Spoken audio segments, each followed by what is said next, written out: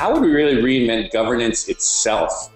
This is really just how do we even govern ourselves in the 21st century, and how do we take advantage of the technologies that are available now and the knowledge bases we have now to do things very differently than we did in the past. How would you actually start from scratch and really figure out a way of governance in the broadest sense, which is collective problem solving? Yes, we do live in an environment right now where the technical and scientific frontier is vastly further out than our actual institutional capabilities take advantage of. And so we should be frankly ashamed of ourselves if we are not taking advantage of the current cutting edge in places like evolutionary biology, cognitive neuroscience, complexity systems, information technology, et cetera, when we're building something new, because only idiots wouldn't use the best tools that they have. So I love the step-by-step method that Jordan laid out here, which was to first state your assumptions about what the problems are, to define a design challenge as you see it, to talk about the resources that are available, the tools and technologies and other things that we have at our disposal, and then to come up with a prototype. And I love the fact that we're talking about physics and complexity and neuroscience and evolutionary biology and philosophy and myths and metaphors. Maybe we'll get to that a little bit as well. But all of that is critically important. One thing that I like about it is that framing democracy and policymaking as problem solving, it helps us actually to find solutions and kind of tackle problems as we tackle problems as engineers and computer scientists, and looking for the best solutions. Clearly, most of the technologies now, at least in manufacturing and production, are moving towards doing things at the local, which tends to point towards a social governance occurring more at a community level, maybe at a city-state level, and then interconnecting at a global level using peer-to-peer and few-to-many networks.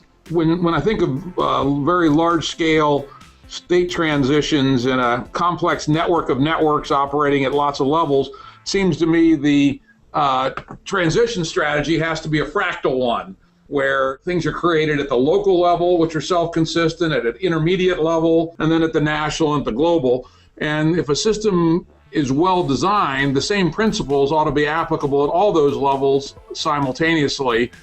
I think we have a little bit of a bias here. We tend to think in terms of the old style of government, the industrial, kind of ubiquitous, mass, ideological forms of governance. And man, we're past ideology. Ideology is dead. The only systems that seem to work are, on the P2P side are opt-in. Now, like for instance, say Singapore said, okay, we're going to expand our city-state to 200 million of the best people in the country or the world, and we're going to adopt them as citizens.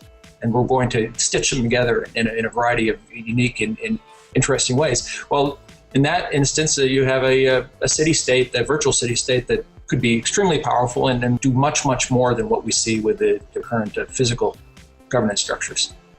But we can't make the assumption that an opt-in decision by a few self-chosen experts in a particular domain has any legitimacy for all the people who are not involved. So this is why I think we need to be very careful.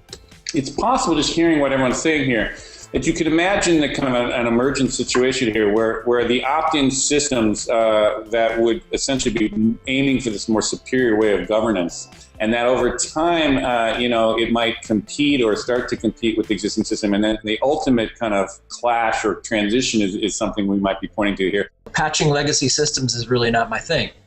I'd rather challenge them, put them out of business. So I do think opt-in is the way it goes.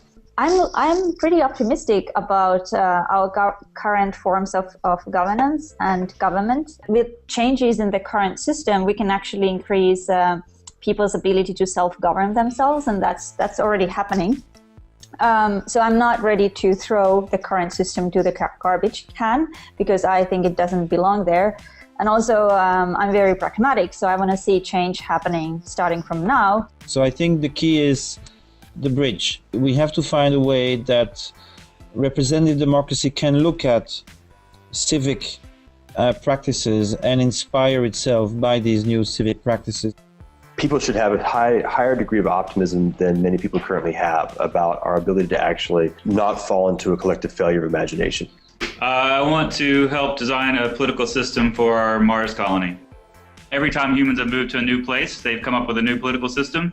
So the exhaust of even the idea of designing a political system for a Mars colony or a seasteading institute or wherever we want to go, the idea and the license to think about that will pay dividends here on Earth. we actually have a vast territory of exceptional ideas, both in terms of vision on how this thing plays out, and in terms of tools on how we effectively, deliberately move our way from where we are to where we need to get.